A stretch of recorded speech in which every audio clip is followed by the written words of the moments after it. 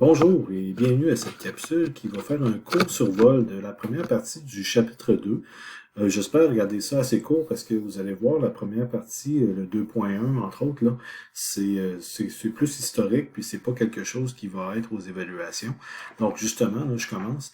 Vous avez au début de ce chapitre-là, dans le chapitre 2, on va commencer à décrire les atomes, les composés, les molécules, les ions et ainsi de suite. Bien, dans la première partie, c'est une partie historique de la découverte de l'atome. Je le laisse souvent là dans mes notes de cours, tout simplement pour information, mais bien souvent, tout dépendant de votre formation antérieure, euh, vous avez normalement couvert ou survolé en partie ou en totalité ce genre d'informations-là. Donc, on commence ici par la théorie de John Dalton. C'est lui qui a découvert, en fait, ou qui a proposé l'existence des atomes, qui sont des particules qui sont indivisibles. Bien, comme je vous disais, ce que je vous conseille de faire, c'est de lire ceci un peu en diagonale, là, juste pour être au courant là, de la découverte des atomes, parce que je ne poserai pas de questions de nature historique dans les évaluations. Surtout dans un cours comme on a présentement avec la distance et tout, mais les examens vont être à livre ouvert, donc des fois il y a peu d'intérêt de poser des questions là-dessus, puisque les faits historiques, mais vous les avez tous sous le nez. Là.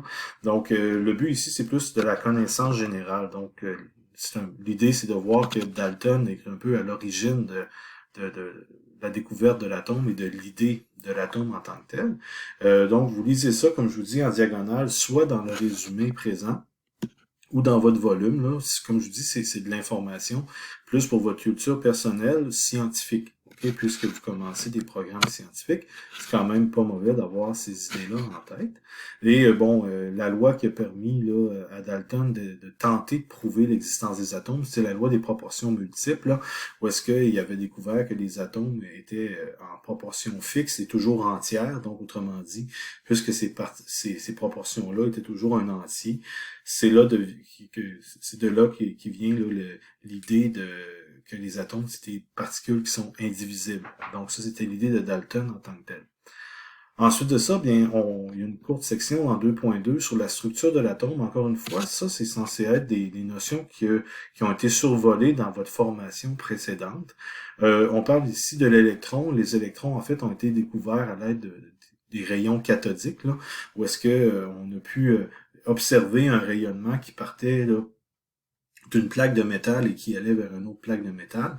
Et ce rayonnement-là était déviable par un champ magnétique, donc par un aimant. À ce moment-là, on a pu définir que ce rayonnement-là était chargé négativement. Donc ça, c'est comme la découverte de l'électron. Les expériences de Thomson et Millikan ont permis là, de caractériser ce rayonnement-là, puis on est arrivé avec le mot électron, avec une idée d'une masse et d'une charge pour ces particules-là. Donc, comme je vous dis, là, ici, ce sont des faits historiques et scientifiques, là, mais je répète que je vous demanderai jamais de savoir la masse de l'électron par cœur, par exemple.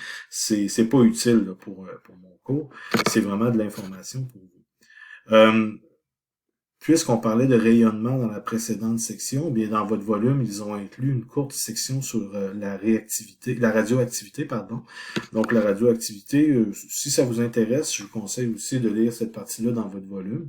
On y mentionne entre autres là, que la radioactivité se subdivise en 3 types de rayonnement, les alpha, bêta et gamma. Alpha, c'est le moins puissant de la gang, le moins dangereux. Les particules alpha sont arrêtées à peu près, ça prend 10 cm dans l'air pour qu'elles soient freinées, là. Donc, c'est pas le rayonnement le plus pénétrant. Les bêtas sont un petit peu plus dangereux, mais les pires de la gang, c'est les gamma. Donc, les rayonnements gamma est capable de facilement passer à travers vous et de briser vos organes en même temps, là. Quelqu'un qui est exposé au rayonnement gamma, de façon grave et intense, là, a pas plus qu'une semaine à vivre habituellement. Là. Donc, si vous avez suivi, entre autres, la série Tchernobyl, si vous êtes capable de mettre la main là-dessus, si vous l'avez pas déjà vu, bien la série Tchernobyl montre des beaux exemples. Je trouve que cinématographiquement parlant, c'était bien fait, là, comment l'exposition au rayonnement gamma pourrait avoir là, comme effet sur la santé des humains et éventuellement la mort là, de ces humains-là. Bon, malheureusement, là, il y a eu des morts dans cette tragédie. Donc, c'est un bel exemple, comme je vous dis, si vous êtes capable d'aller voir ceci.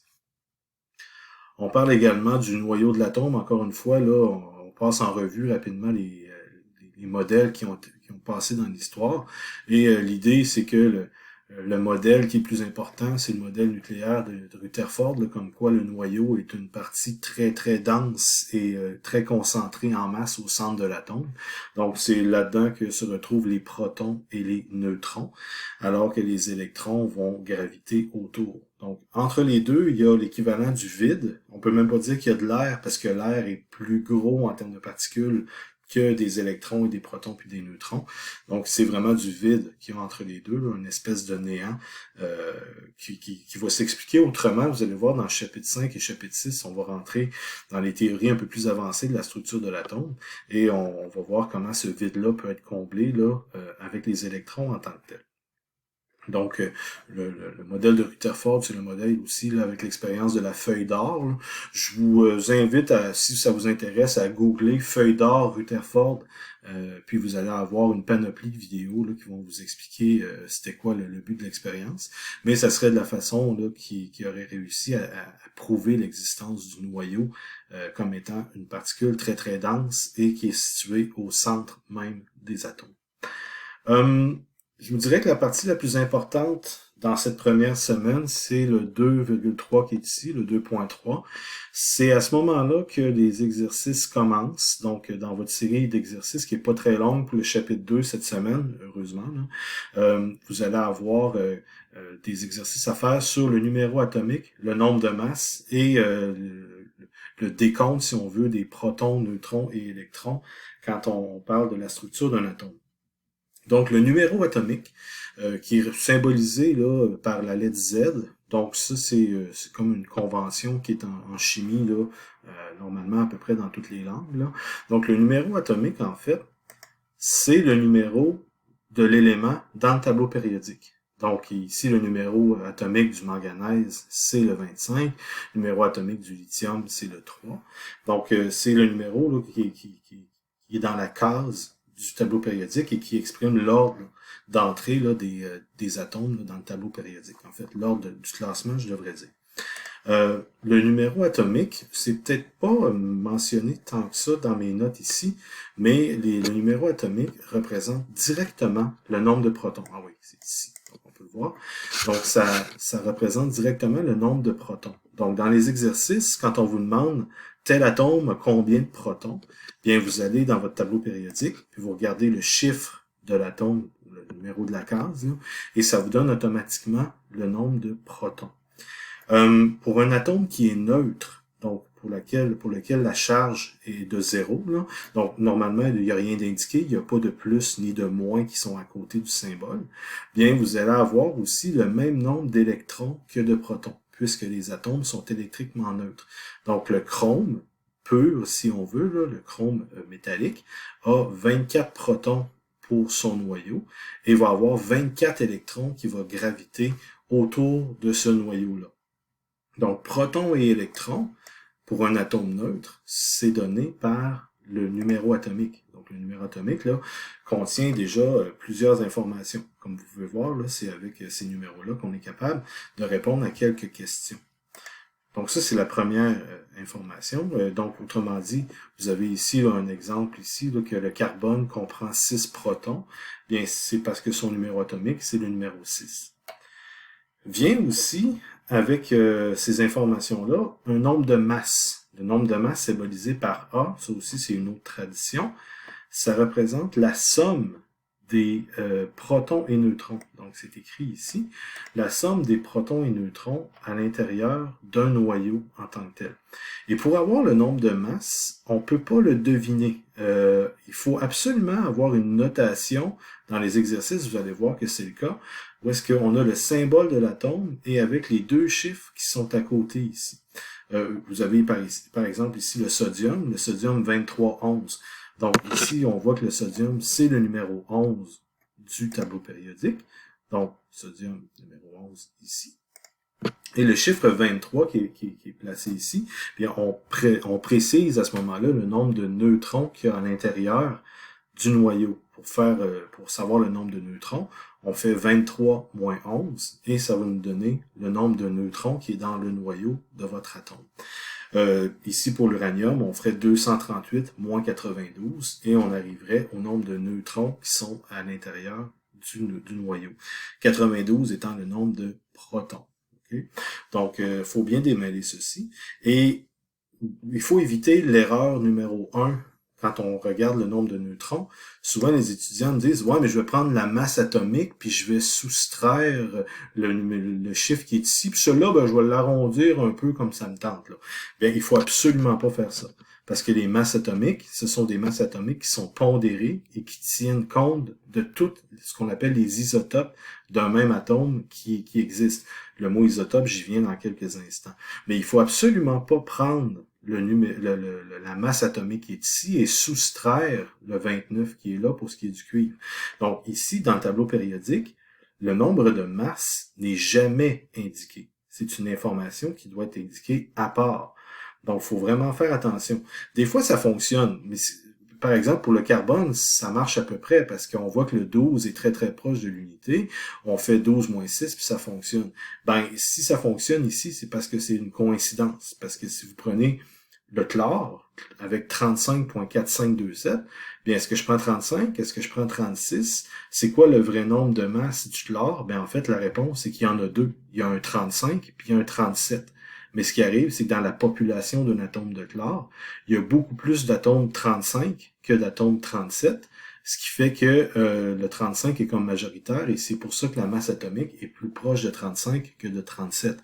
Comment j'ai fait pour savoir qu'il y avait un 35 et un 37? Bien, tout simplement parce que je suis un prof de chimie et je l'ai déjà vu ailleurs. Okay? Et c'est impossible pour vous de le savoir tout de suite comme ça. Qu'est-ce que ça prend pour le savoir? Ça prend une information où est-ce que c'est écrit, comme ici. Donc, là, ici, on a le 35 et le 37 qui sont indiqués. Normalement, si j'étais by the book, en bon français, là, je devrais indiquer le 17 en bas, qui est le numéro atomique. Donc, je devrais avoir les deux chiffres là, qui sont écrits en même temps. Ça m'amène à la notion d'isotope. Donc, quand on entend le mot isotope, souvent le mot isotope est relié à la radioactivité. C'est pas obligatoire. Donc, oui, il existe des isotopes radioactifs, c'est pour ça qu'on en entend parler un peu plus couramment. Mais isotope veut seulement dire qu'on garde le même nombre de protons, donc on garde le numéro atomique pareil, mais qu'on change le nombre de neutrons. Donc, le nombre de masses peut varier. Donc, ça, c'est quelque chose que Dalton, même, là, n'avait pas prédit tout à fait. Lui, il pensait que tous les atomes, d'une sorte, étaient identiques, mais c'est pas tout à fait vrai. Vous avez ici l'exemple de l'hydrogène, là, qui est le premier exemple qu'on présente la plupart du temps. Où est-ce que l'hydrogène standard, c'est un 1-1. Donc, il y a un proton et un électron, 0 neutron. Le deutérium, si c'est un 2-1, on devrait avoir un petit 1 ici en bas, bien ça veut dire un proton, et il y aurait un électron puisque l'atome est neutre, mais il y aurait un neutron. Donc le fait qu'on ajoute un neutron plus un proton donne le petit 2 qui est en haut ici. Puis pour ce qui est du tritium, bien on ferait un proton plus deux neutrons et on va avoir le 3 qui est là. Je répète, ça je pense que c'est la partie la plus importante, c'est que l'information du nombre de masses doit être fournie. Donc, vous pouvez pas la deviner. Okay? Je dois parler, là, si je veux vous poser des questions sur le bord, là, bien, il faut que je parle qu'il existe deux isotopes. Un isotope avec le bord 10 et un isotope avec le bord 11. Le chlore, je l'ai mentionné tantôt, 35 et 37.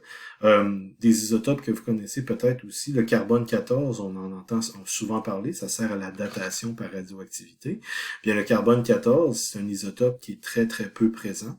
Les majoritaires, c'est carbone 12 et carbone 13. Donc, toujours avec le numéro 6. Donc, si je me ramène dans mon tableau périodique, pour que ça s'appelle du carbone, il faut que le 6 ici soit constant. Donc, si je change le nombre de protons, je change de nom d'atome.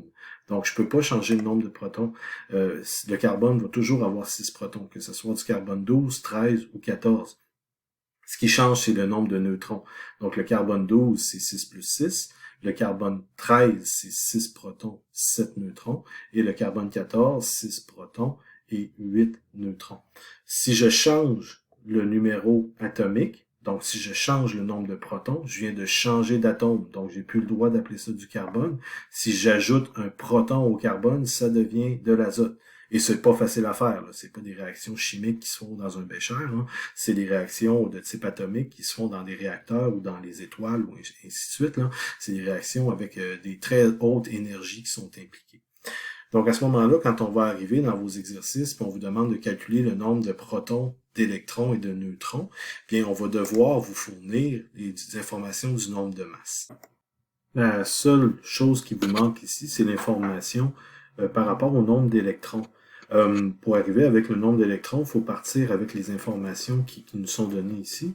Je préfère peut-être aller ici avec le sodium, tiens, parce qu'on a l'information complète avec le nombre de masses et le numéro atomique. Donc, comme je disais tout à l'heure, un atome qui est neutre va avoir le nombre de protons est donné par le numéro atomique ici. Donc, le sodium a 11 protons et va avoir aussi 11 électrons. Donc, à ce moment-là, on peut déduire le nombre d'électrons à l'aide du numéro atomique. Cependant, vous allez voir souvent des atomes, des ions, en fait, qui sont chargés, soit positivement ou négativement. Par exemple, le Na+. Le Na+, est un ion très très fréquent. Et quand on a une charge plus qui est ici, ça veut dire qu'on a enlevé un électron. Donc, il ne faut pas oublier que les électrons sont chargés négativement. Et si on doit les calculer là, en conséquence. Donc, un Na+, veut dire qu'il y a un électron qui est parti. À ce moment-là, dans l'espèce Na+, je vais pouvoir dire qu'il y a 11 protons et je vais avoir 10 électrons. Donc, un électron qui va avoir été échangé ailleurs dans une réaction chimique. Le nombre de neutrons, donc le nombre de masses ici, ne sera pas affecté par le départ d'un électron en tant que tel. Parce qu'il ne faut pas oublier que le nombre de masses, c'est la somme des neutrons et des protons. Donc, les électrons ne sont pas compris là, dans le 23 qui est ici. Donc, ici, ça me donne 11 protons et un Na+, ça va être 10 électrons.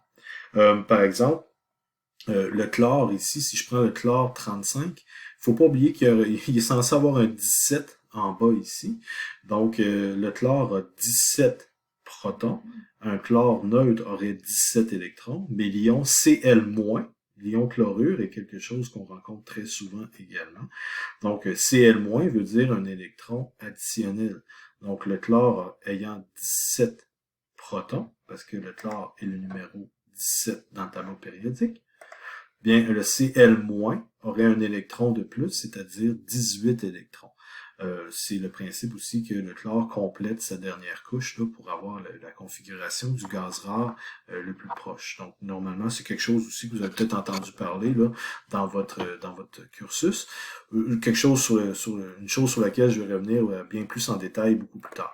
Mais ici, c'est quand on voit que le chlore est 17 et qu'il y a un électron additionnel, bien, le Cl-, il va avoir 18 électrons. Donc, c'est comme ça que vous allez pouvoir déduire le nombre d'électrons par rapport au numéro atomique. Donc, n'oubliez jamais qu'au départ, un atome est théoriquement neutre, et par exemple, le carbone, s'il a 6 protons ici, bien un carbone neutre devrait avoir 6 électrons. Donc, à ce moment-là, ensuite de ça, on peut changer là, la charge, tout dépendant des ions que vous avez. Donc, à ce moment-là, je crois que ça fait amplement le survol de cette première partie du chapitre 2. Donc, je vous rappelle que la partie historique, il n'y aura pas d'évaluation là-dessus, et l'évaluation, si on veut, commence à 2.3, à cet endroit-là, pour la définition des numéros atomiques, nombre de masses, nombre d'électrons, nombre de protons, ainsi que nombre de neutrons. C'est ce que vous avez à faire pour cette semaine. Merci beaucoup.